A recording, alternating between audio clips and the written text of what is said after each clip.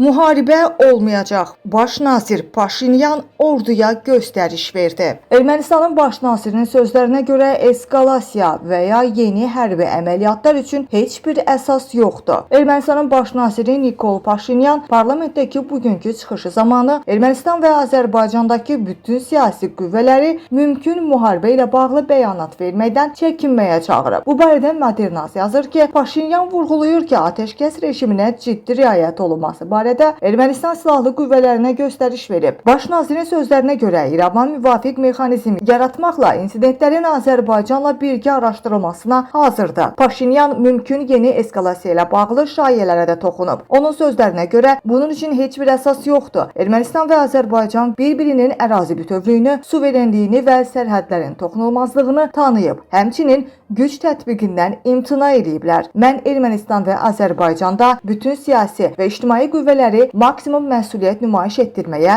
və sülh gündəminə xələl gətirən bəyanatlar verməməyə çağırıram. Ölkəmizin xalqları sülhə layiqdir. Müharibə olmayacaq, sülh olacaq deyə baş nazir açıqlamasında bildirib.